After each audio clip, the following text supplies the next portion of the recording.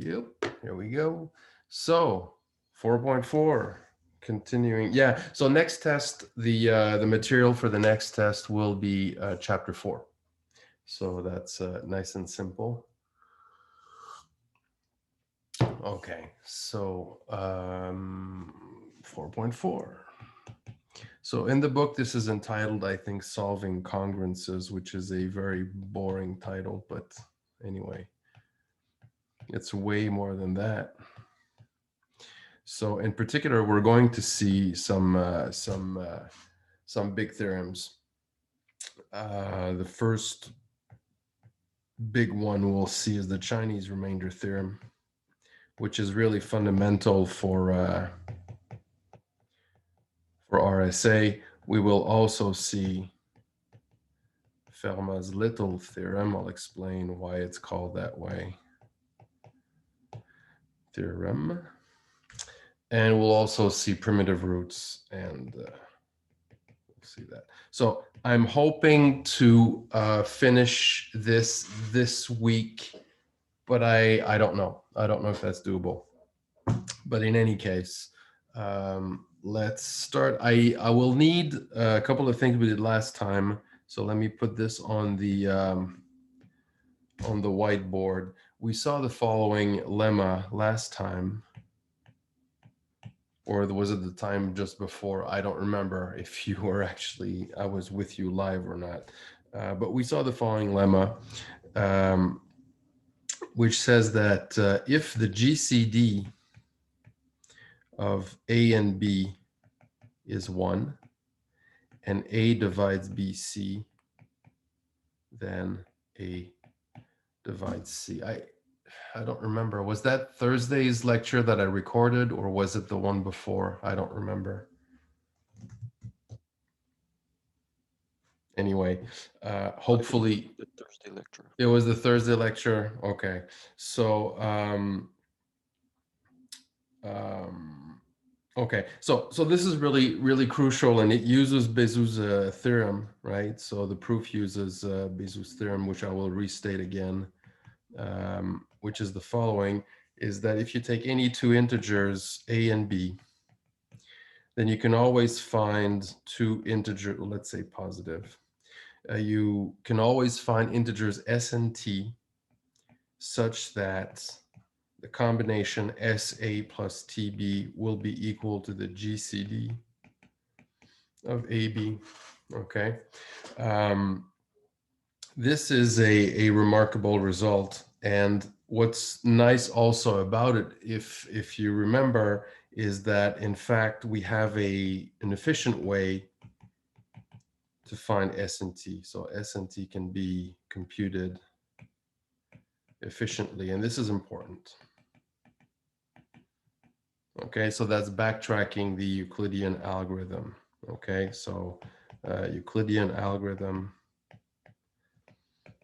and we backtrack.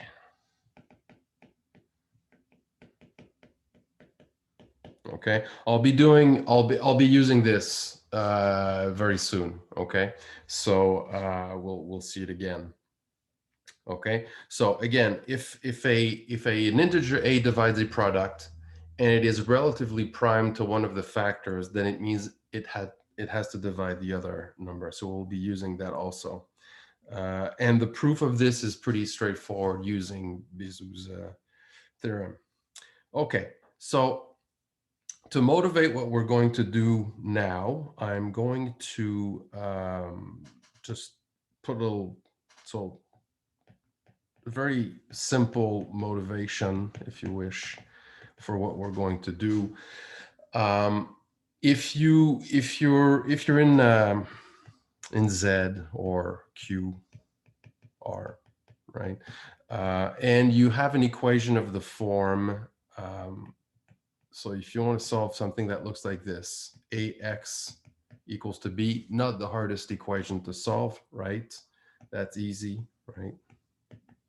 All you do is you divide by A, right? So you get a solution which might not be an integer solution, right? If you're looking for a solution in the integers, then A has to divide B, okay? So of course we get x equals to b divided by a, provided, of course, a is not 0, right?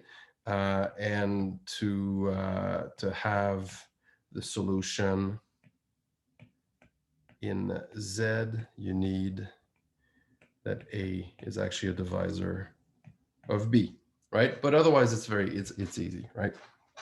So now we'd like to consider the same problem, but, or an analog problem, I should say. What about the same question in Zm? So I give you an equation, a times x equals to b, a, but with the product in Zm, right? So solve this. How can you do it? Well, it's a different question apparently, because of course this product is not the product in Z or Q or R, and it's a bit different. Okay, this is the same. So this is exactly the same thing as solving the congruence equation. Same as solving the following. It's the same question basically. Ax congruent to b mod m. I know maybe in the book they put brackets around the mod m or not. I don't know. Just don't confuse that with the mod function, please. That's a different thing. Okay. But so these questions are the same. So whether you're working in that's finite world Zm, you're trying to solve the equation a times x equals to b, or in the integers, but then modulo m, solving the congruence ax congruent to b mod m. Okay, so I'm not going to go in total absolute detail with this, although it's not very difficult to figure out when there is a solution, how to find it. But the I just want to consider a simplified case. Okay, so consider the simpler case where the GCD of A and M is equal to 1. Okay, so if you want the general solution, I'll just see the book. Okay, if you're really interested, you're really into this. So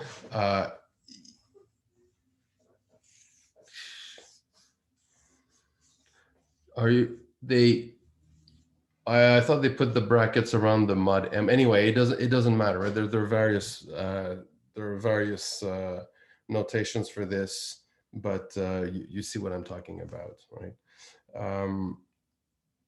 Okay, so I'm going to consider the case where the GCD of what I'm multiplying with and the modulus m is 1. Okay, and you will see what happens in this case. So here is our first important definition of this section, which is the notion of inverse mod m. Again, I can always talk about congruences or talk in Zm, but it's sort of two ways of saying the same thing. Okay, yeah. So let's fix some positive m, right? We're going to be thinking mod m, and let a be some any integer. Okay, then we say that. Now, this is not necessarily a standard notation. I'm just going to use that notation for my definition, but we're going to say that the integer a bar is an inverse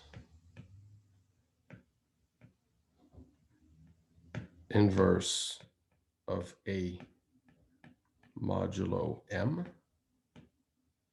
Okay, so that's what I want to define, the concept of inverse of a mod m. So it's an inverse, okay, of a modulo m if a times a bar is congruent to 1 mod m. Okay, so you see, it's the analog of the inverse in, so go back to my original question. You want to solve the equation ax equals to b. What did we do? We said we divide by a. In other words, we are multiplying by the inverse of a, right? So here's, so why are we interested in this? So when I'm solving ax equals to b, let's say in Q, okay, let's not talk about divisibility issues or anything like that. So when I'm solving this, we said we divide by a. What are we doing actually? So what we do is we multiply both sides by a bar. In other words, right, 1 over a. So this is the number in Q that has the property that when you multiply by a, you get 1. That's the whole point, right? So we get that a bar ax equals to a bar b. And so this is 1. So 1 times x equals to a bar b. And we've got x, right? So this is basically what we're looking for, okay? But we're looking for integers here. We're not going to use rational numbers. We need to stick to integers, right? So this is crucial. And of course, if you're just multiplying integers, you're never going to get 1 back, but modulo m, you might, okay? So that's the point. So to solve the equation ax congruent to b mod m, if you can find an inverse mod m, it'll do what you want, okay? So question, does this thing actually exist? Well, answer yes. So here's our first theorem. And you'll see now why the condition that the GCD is 1 is important. That's our hypothesis here. So if the GCD of A and M is 1, then A has an inverse mod M. So it exists, okay? And in fact, it is almost unique. I mean, we can't expect it to be unique because it's just mod M, okay? But other than that, it is unique, okay? It has an inverse mod M, and it is unique mod M. Let me put that in quote because that's not really defined, but what I mean is this. In other words, there exists a unique A bar between 0 and m minus 1 such that A times A bar is congruent to 1 mod M. Okay, so that's what I mean. So of course, if you add m to that number, you will get another inverse, and then if you add another m, so if you look only from 0 to m minus 1, so in Zm, there is only one. There is a unique inverse. Okay, this is very easy to prove. So why is this true? Let's see. Here's the proof. Now let's keep the theorem statement right there. Okay, and the proof is important. You will see, not only does it show that this is true, but it also tells you how to find it, which will be really important for us. Okay, so the GCD of A and M is 1. That's my hypothesis. Bizou says I can find integers s and t such that SA plus TM is equal to 1. I can find a combination of A and M that gives me the GCD. Now, if at this point you haven't, you see that I'm always building on what I did last time, and we're just climbing all the time. If you haven't looked at what I did last week, at this point, you might be going, damn, I should have looked at what we did last week. Okay. So, and this is going to keep on going, and we're going to build up like this in chapter 4 all the time. So, go back if you need to, and make sure that once you are listening to me live, that you've practiced a little bit the stuff that I've done before, because otherwise it'll be very, very shaky. Okay, so Bizu says I can find a combination of A and M that'll give me the GCD, which in this case here is 1. Okay, so SA plus TM is equal to 1. What am I looking for? I'm looking for a number that if I multiply A by that number, I get 1 mod M. Let's take a look at the equation we have here, right? We've got the number we want. It's S, right? Or a number. Okay, so notice S is an inverse of A mod M, indeed. Okay, so you see that I want A, I'm claiming SA is congruent to 1 mod M, right? Since SA minus 1, or 1 minus SA, is equal to TM. So M divides the difference, which is exactly the definition of being congruent mod M, right? So SA and 1 are congruent mod M because their difference is a multiple of M, which is exactly what this SA plus TM equals to 1 says, okay? So that's it. Now I haven't proved the uniqueness, okay? So this is the existence, okay? So it exists. Existence, done. What about the uniqueness? Okay. So let's take two numbers which are both inverses of A mod M. What I'd like to show is that they are congruent mod M. That's what I want to show. Okay, so suppose that B and C are both inverses of A mod M. Okay, in other words, B or AB is congruent to 1 mod M, and AC is congruent to 1 mod M. Okay, what do I want to show? I want to show that B is congruent to C mod M.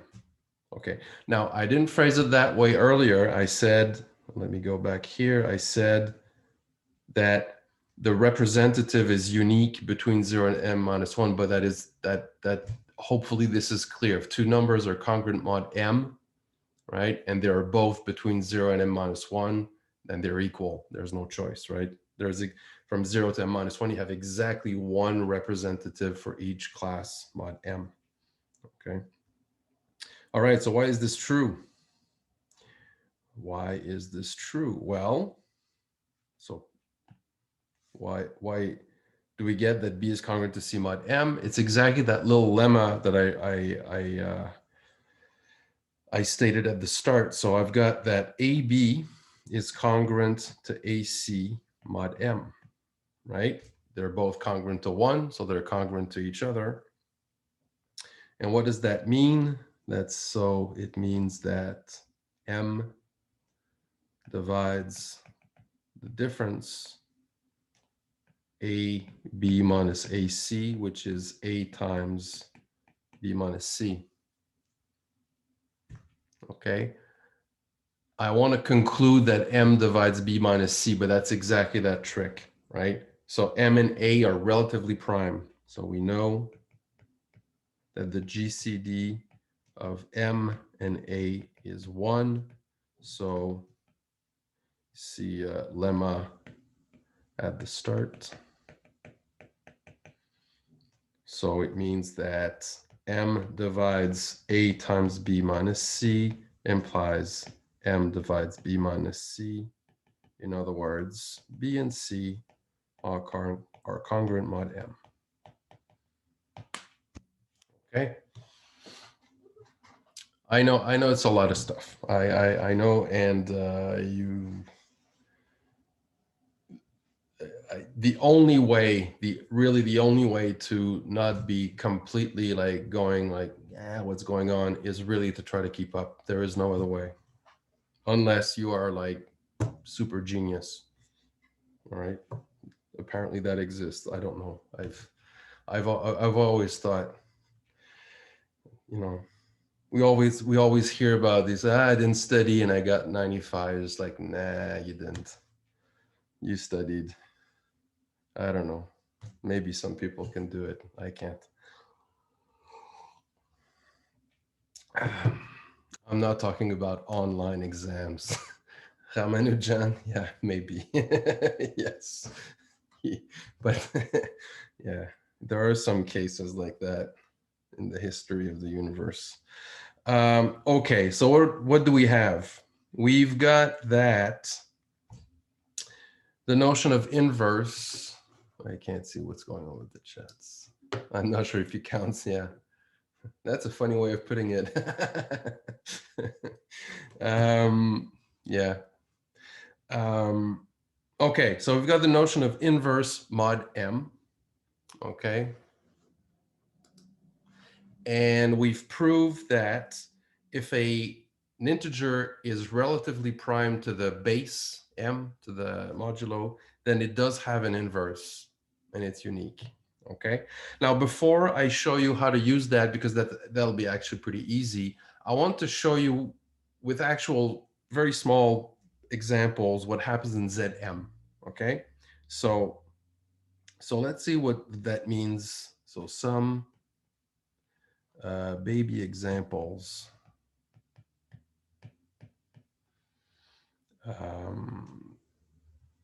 Like that. Okay. So what I'm saying is the inverse mod M. So notice that inverse mod M is the same as the following. Okay. So if you look in the context of ZM, remember what this is, right? It's the numbers from 0 to m minus 1. And how do you multiply? It's by reducing mod M, and how do you add is the same thing. Okay. Then inverse mod M in this finite setting is just the same as saying that the numbers multiply to give 1. Okay. Same as an actual inverse.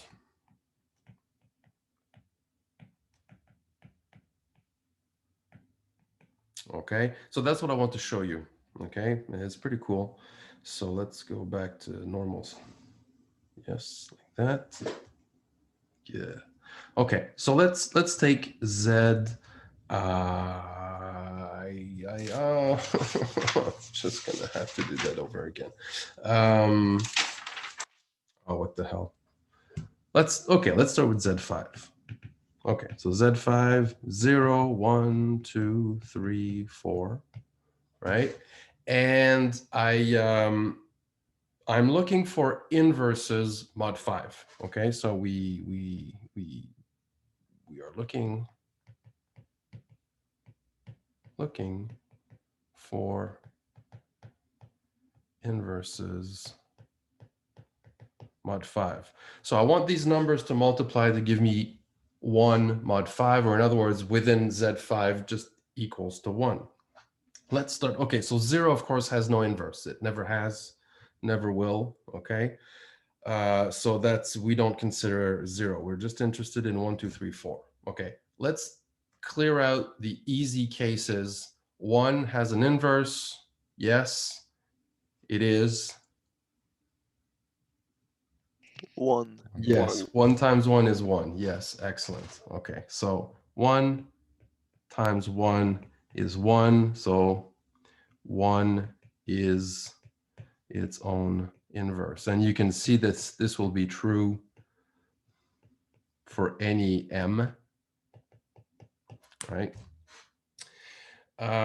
What is the condition to have an inverse? We saw we need the GCD of the number a and 5 here to be 1. I didn't discuss this, I should have, okay? So remark,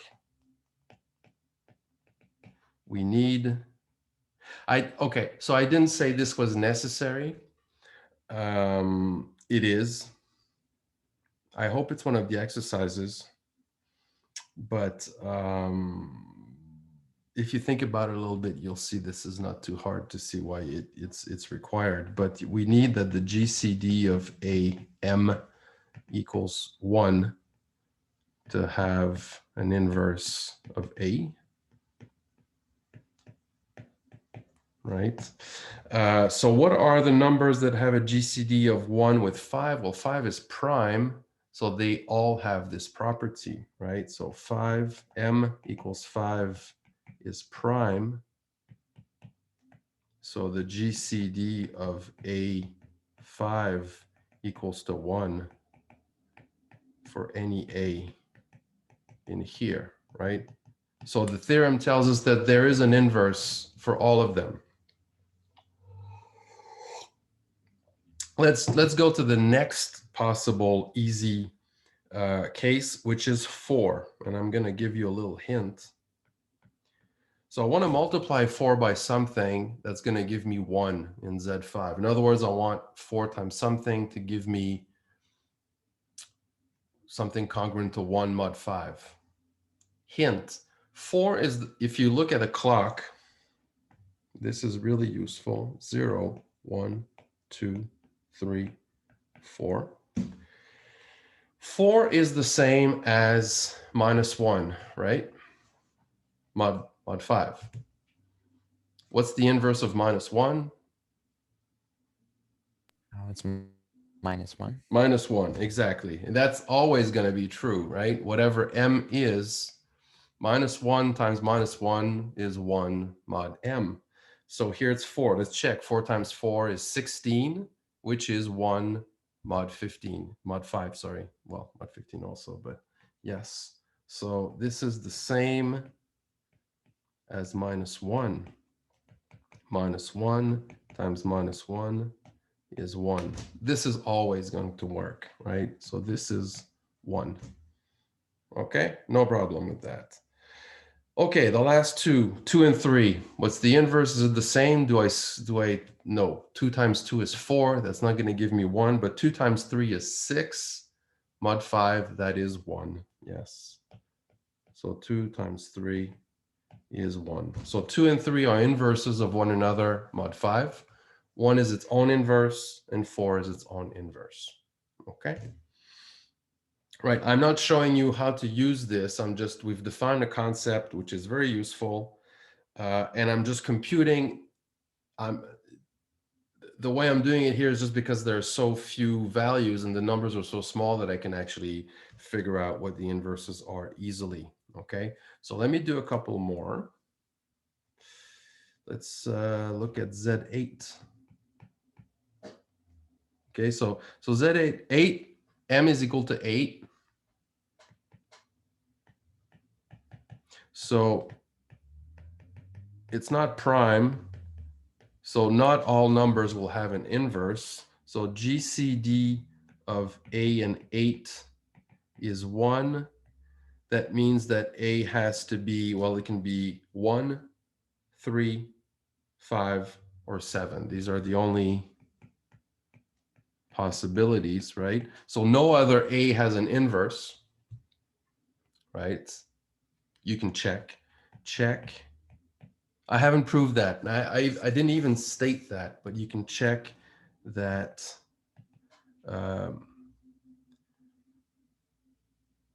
no other A's have an inverse. Think about it.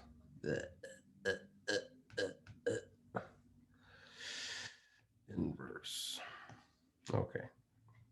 All right. So again, 1 times 1. I'll write the 8 here, but it gets annoying. But I might stop writing it. I don't know. So this is easy, right? 7 is -1, so it should be itself. It's unique, right? There's only one. There's exactly one in the list that'll work.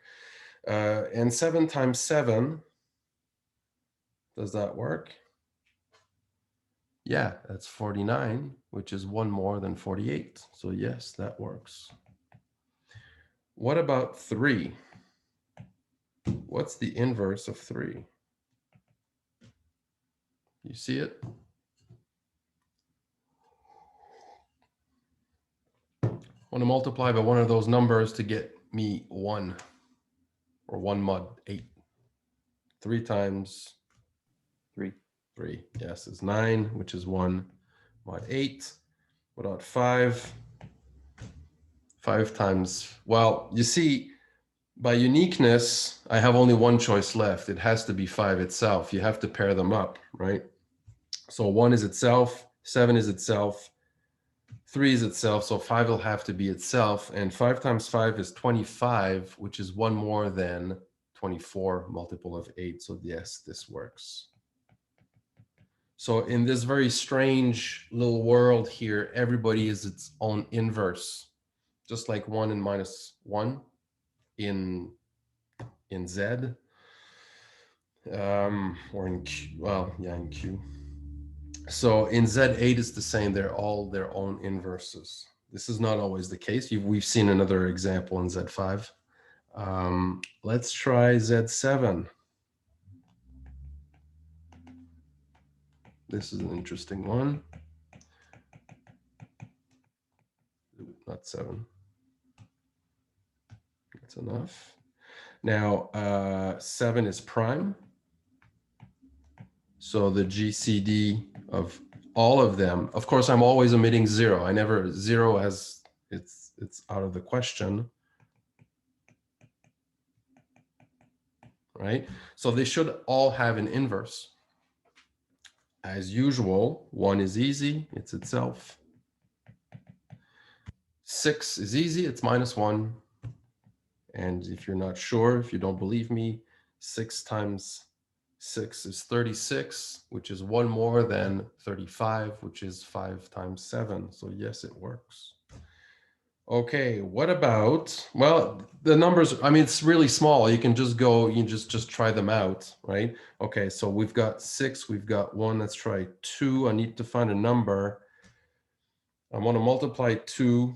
2 times 3 is -1, it's 6, that's not quite good. 2 times 4 is 8, that's good, right? 8 is one more than 7. So 2 and 4 are inverses of one another, which leaves 3 and 5, which will have to be inverses of one another. 3 times 5 is 15, which is one more than 14. That's great. There you go. So we've got our table like that. Okay. And let's do one last small example, Z11. Right? 11 is prime. I'm going to write them all out.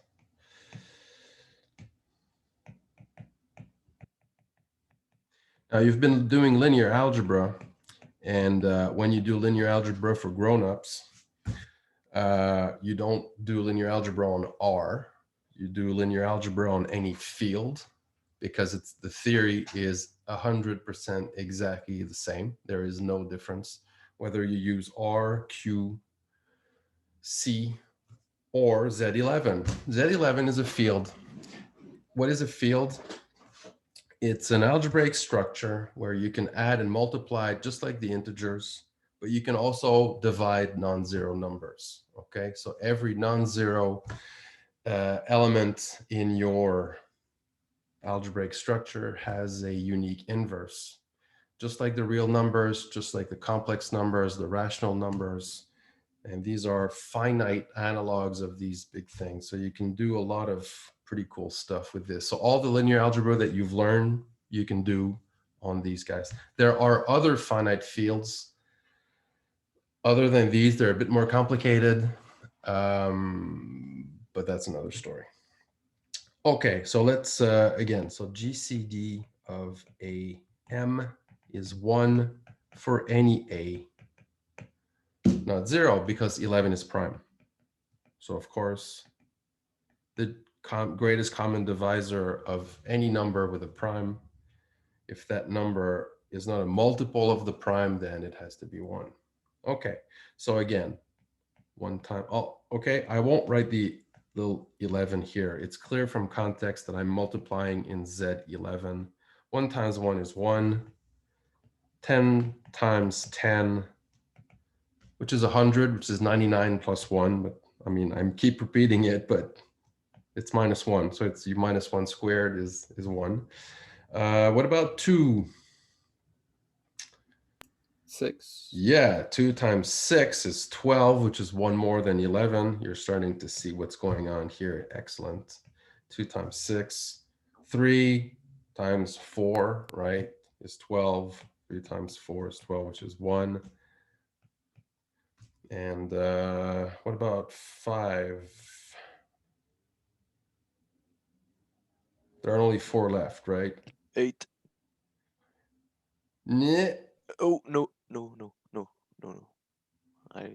You want 1 more than a multiple of 11. With 9. Yeah, 5 times 9 is 45, which is 44 plus 1, yes. So 5 times 9 is 1. That leaves 7 and 8. 7 times 8 is 56, and it works. Pretty cool, huh? Nice little pattern. So we've got them all here. Boom.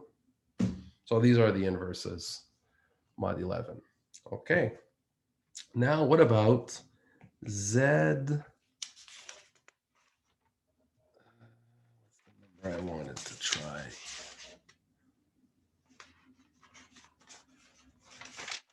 Yeah. 4620.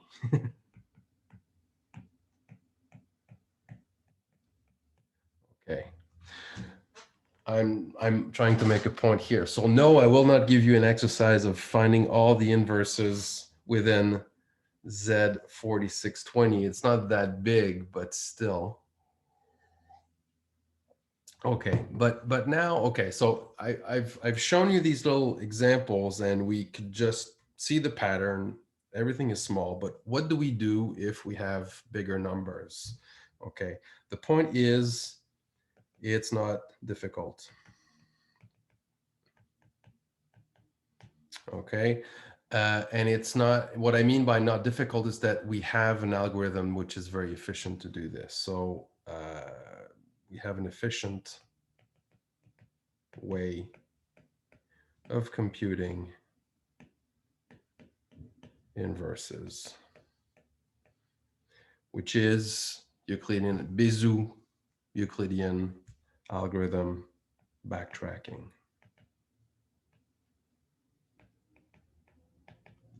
So I'm going to do an example.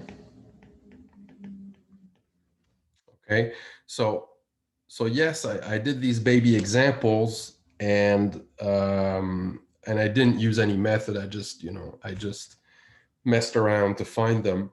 But for bigger numbers, there is an algorithm, and it is efficient, and it's the Euclidean algorithm plus backtracking. Sorry. So here's my example. So find, if it exists, an inverse of 101 modulo 4620.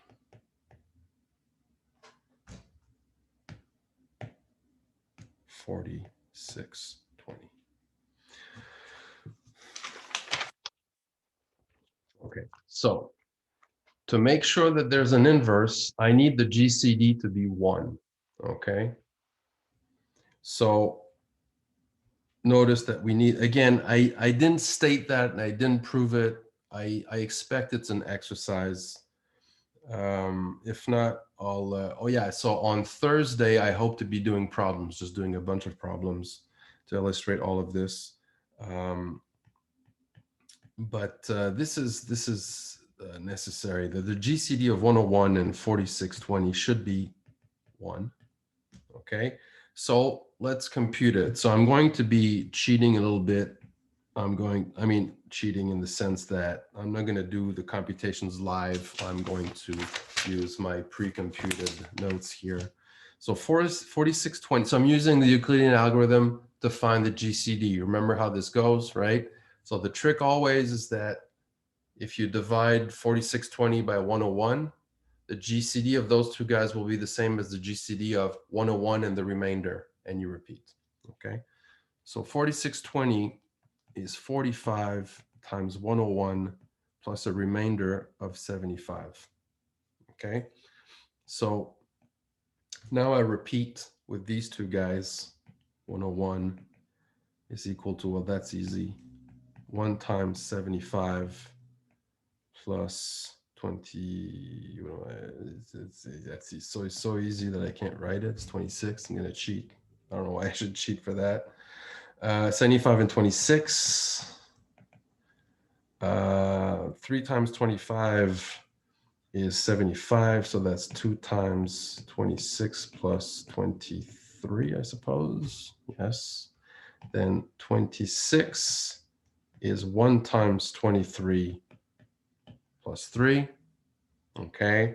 Then 23 is 7 times 3 plus 2. Then 3 is 1 times 2 plus 1. And 2 is, 2 times 1 plus 0. Of course, I stop here, right? And my GCD is the last non-zero remainder right there. Okay. So that's my GCD right there, last non-zero remainder. And so there is an inverse and I want to compute it. How do I do that? Okay, so recall, so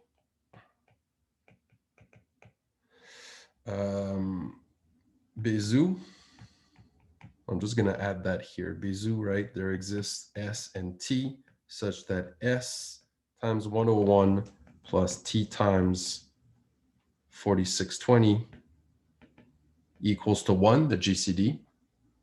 Okay, so that number S, if you can find it, that'll be an inverse mod M. Okay, now, just one thing, this number S could be big. It could be bigger than 4620. I'm not 100% sure this can happen, but I don't have a proof in my head that it'll be smaller than 4620. I don't know. But in any case, if it is not, you can always just find its remainder by division by 4620 to find that unique number between 0 and 4619 if you wish, okay? But so this is an inverse of 101 mod 4620. That was the proof of the existence. It's those numbers right there, and that's what it says there. S times 101 is 1 plus a multiple of 4620. So that's exactly what we want. And how do we find these S and T? We backtrack. Okay, so to find ST, backtrack the above algorithm. Okay, so that's what I'm going to do here. So let's copy this. I just need just need this. Okay. And again, the idea is this. At the very end, I get 1 as a combination of 3 and 2. Then I'm going to use the previous equation to replace the 2 to get 1 as a combination of 3 and 23. And then move back up and up and up until I get 1 as a combination of 101 and 4620. That's the idea. If you try to guess those numbers S and T, you will hurt. You will be experiencing pain. Okay, don't try to guess. It looks very chaotic in a sense, right? So if you don't follow the algorithm, you'll be in trouble. Okay, let's copy this here, paste. Okay, so this will be equation 1. I'm gonna number them backwards. Okay, so I start from 1. I want to express 1 as a combination of 2 and 3. Okay, so I've got 1 is equal to 1 times 3 plus minus 1 times 2. That's pretty easy. Okay, but I'm doing this systematically.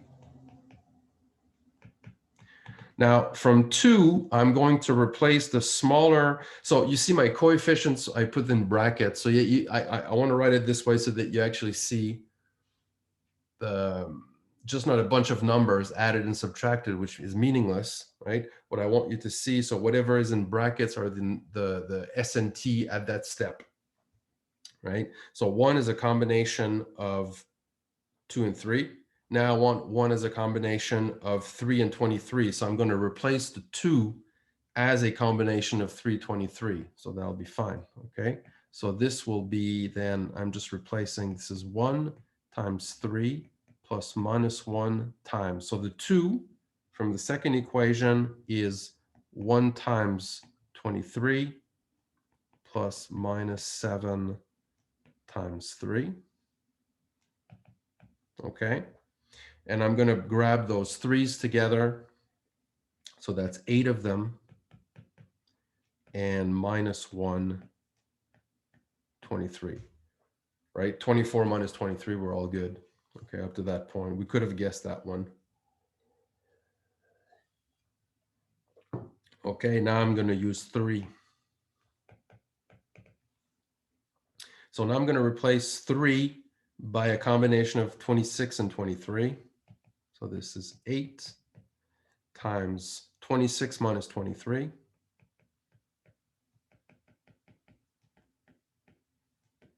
And I still have my minus 1 times 23 here. Okay, so I just replaced.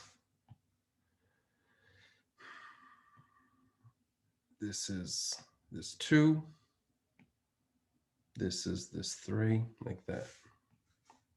Okay, so I get that 1 is 8 times 26 plus minus 9 times 23. I'm just going to make sure I'm not. So 8 times 26 and minus 9 times 23. Yes, it works. Okay. So now I've got 1 as a combination of 23 and 26. I'm going to work back up, eventually getting what I want. Okay. So then from 4, 1, I'm going to replace the smaller of the 2. So it is 75 minus twice 26. Like that. Like this. Okay. And so 1 is 26 times 26, fluke, plus minus 9 times 75. You see, I just put those 26s together. Okay. And I now from 5, it's long, of course, because in that computation were a lot of steps in the Euclidean algorithm, so lots of backtracking. 5, I'm going to replace the 26.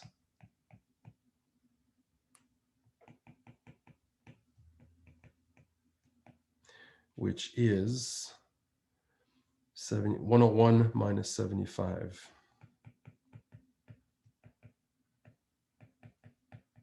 Like that. Okay. So that's 26 times 101 minus 35 times 75. You see that the numbers, I mean, this is, right? 26 times 101 and minus 35 times 75, that'll give you 1. I'm guessing that. Okay. Yes, and so finally, last step from 6.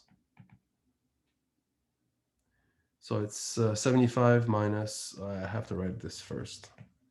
1, I'm replacing the 75, so this is 26 times 101 plus minus 35. I'm going to replace the 75 here.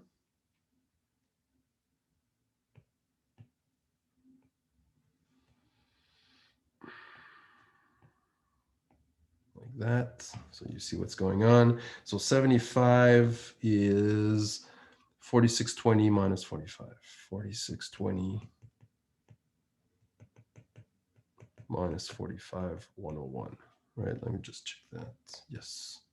Okay, so finally 1 is minus 35 times 4620 plus, that's 26 plus minus 35 times minus 45. And if you compute that, you will get 1601.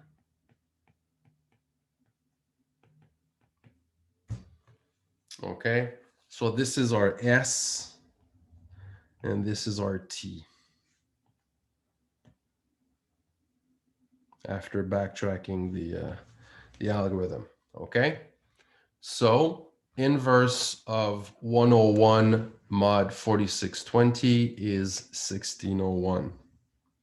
So this is exactly so if you look at Z 4620, you look at this long list of numbers, these two guys are paired together, right? Just like I did in the previous examples, but in this bigger, finite structure, then these are inverses of one another. Not super obvious to guess, okay? So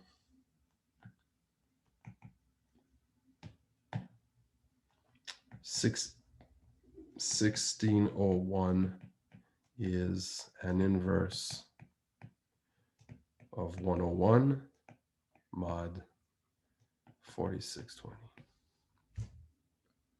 And if you prefer, so in Z 4620, 1601 is the inverse of 101. That's another way of saying it. Okay, 1601 is less than 4620. Okay, so hopefully you see the pattern there. Okay, so again, if you're in Zn, n is smallish, you don't need to really use the Euclidean algorithm. You can just, work it out. If you have bigger numbers, then you just backtrack the Euclidean algorithm. And notice that the nice thing about this is that you understanding and using the algorithm, they're all sort of together, right? If you spend just a little bit of time with this, you will see, okay, I want to find an inverse. It means that, so it's Bézout, so it's S times T. To find S and T, I'm using this. So you get to understand a lot of things at the same time. Everything is transparent, right? So, okay, so let's go back to our original question. Okay, so original motivation.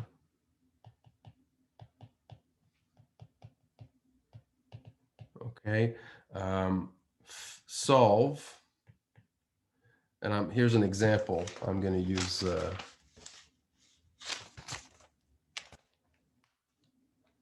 solve 3x congruent to 4 mod 7. Of course, the numbers here are very small, and so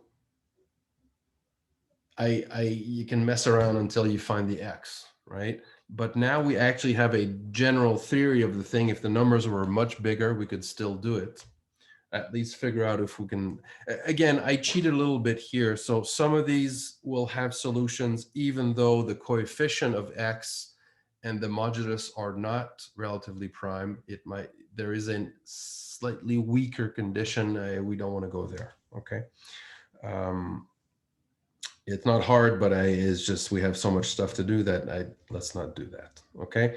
So here notice that the GCD of 3 and 7 is 1. So 3 has an inverse mod 7. Okay. Which happens to be 5, right? So it's easy to find, and we did it earlier, but 5 is an inverse of 3 mod 7. Okay. 3 times 5 is 15, which is 14 plus 1. Okay. So what do you do with that? It means that if you multiply both sides by 5, you're going to cancel out that 3. Now, if you're not 100% sure why this works, let me try to convince you. Okay. So the trick now is, as you would with fractions, you multiply by this inverse. So multiply both sides, which is allowed, right, of the congruence equation by 5 to get x. Okay, so now why does this work?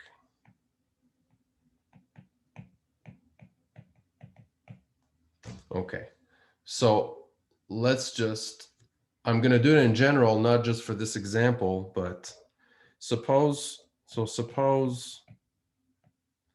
that a bar a is congruent to 1 mod m. Okay.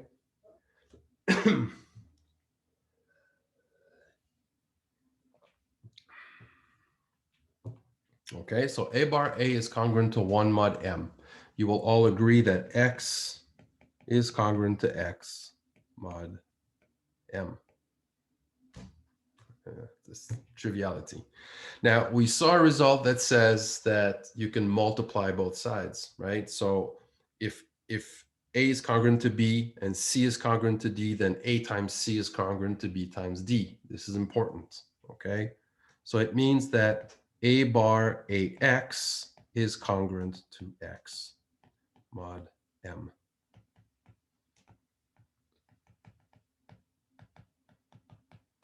Okay. Sorry. Okay, so you see that's exactly what happens. A bar a is 1. That means that when you multiply that coefficient a by a bar, you cancel it out. That's exactly what you do. Okay, so let's just put this in red so that you see the argument here separately. So I'm going back to my 3x congruent to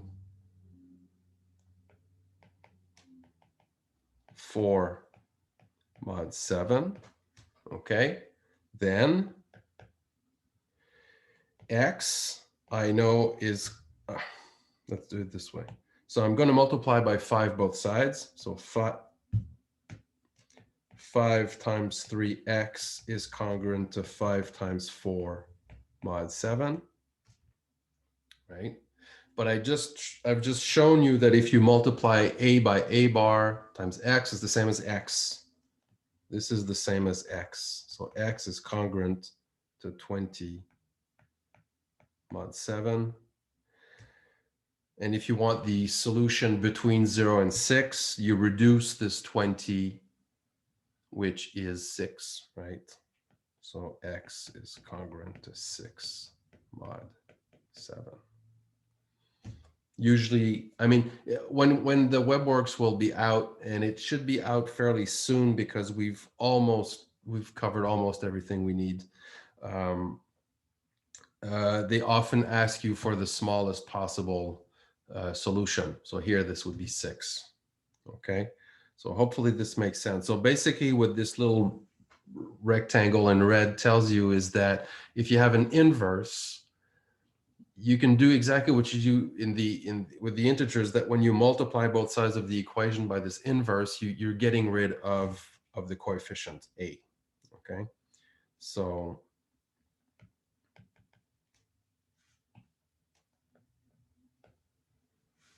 like that. Okay, all right. So this is sort of fairly straightforward. Okay, there's nothing really.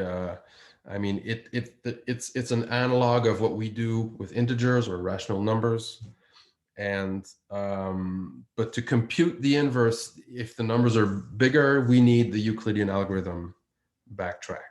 Okay, so all right, so it's not as easy as the rational numbers, right? Rational numbers, you have 3/5, well, you multiply by 5/3. It's stupid, right? It's just there's no need to do extra work.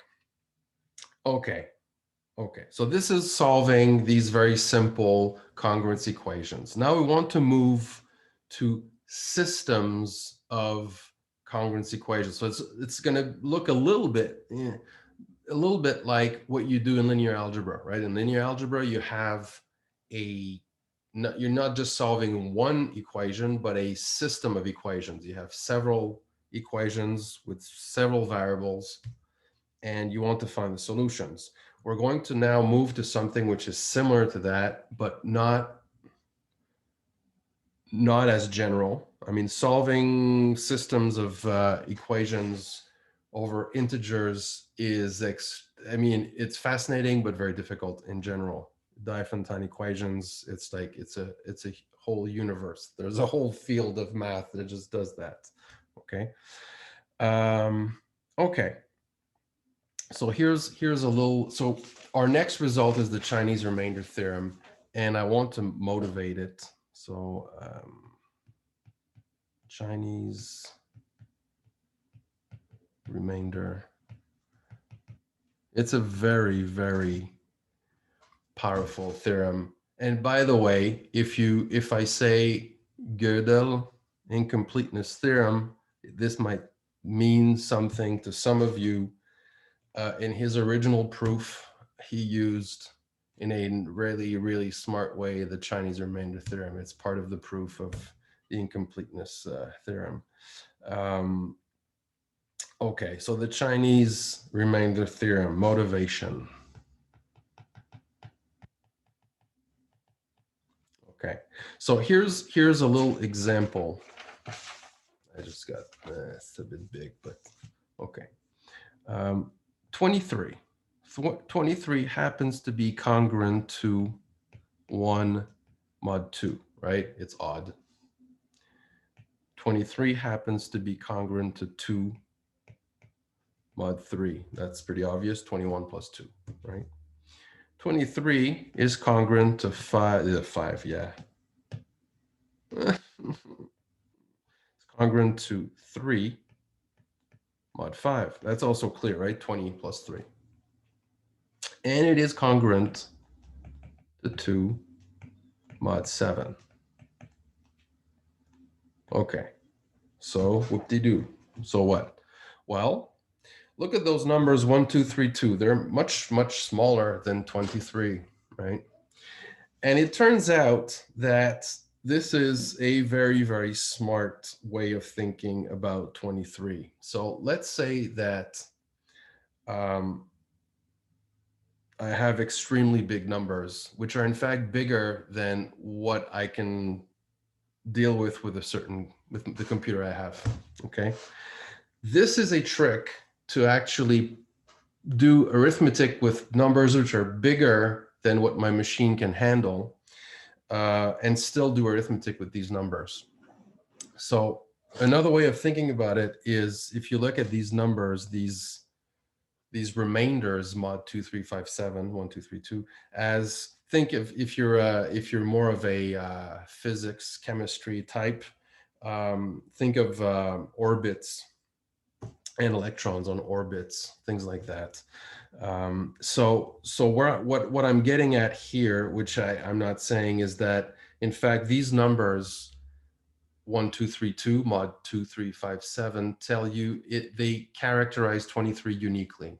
There is only one number, I mean, up to a certain number, it is the only number that has these remainders, mod 2357. So fact, let me write that. So fact 23 is the unique integer below, I think it's 210. Yeah, 210 with these remainders. Mod 2357.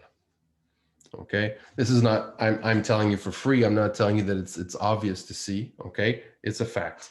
Okay, so in a sense, the idea is that I don't have to handle 23. Think of 23 as like a huge number. I don't have to play with 23 itself. I can just play with those 1, 2, 3 twos, right? So in exchange for one big number, I get 4 small numbers, right? But they might fit in my machine and I can play with them, and I can still compute with big numbers without them actually fitting inside the machine. So that's one motivation for the, okay, so let me put this. So allows one to compute with numbers exceeding machine's capacity. So allows one to compute with numbers exceeding machine capacity by considering remainders instead. I mean, that's one possible use of the Chinese remainder theorem.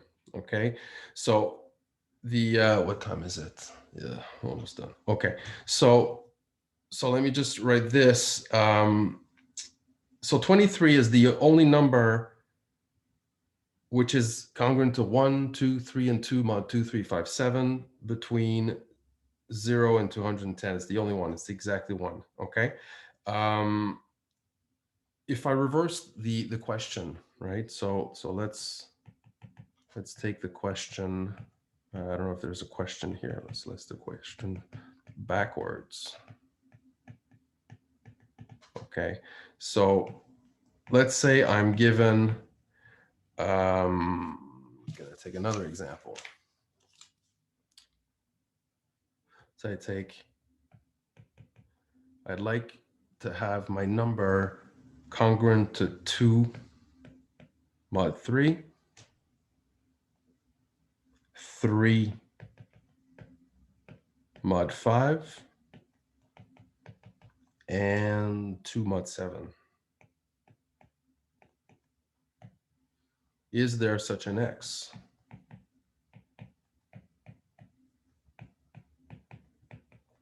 Okay, this is a very old question, actually. This very same question goes back, and the name Chinese remainder theorem goes back to Sun Tzu, 1st century, long time ago.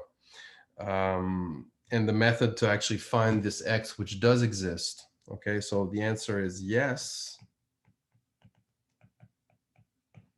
And it is unique up to 3 times 5 times 7, which I haven't computed, with 105. I guess that's 105. So between 0 and 105, not the same. I don't think it's the same.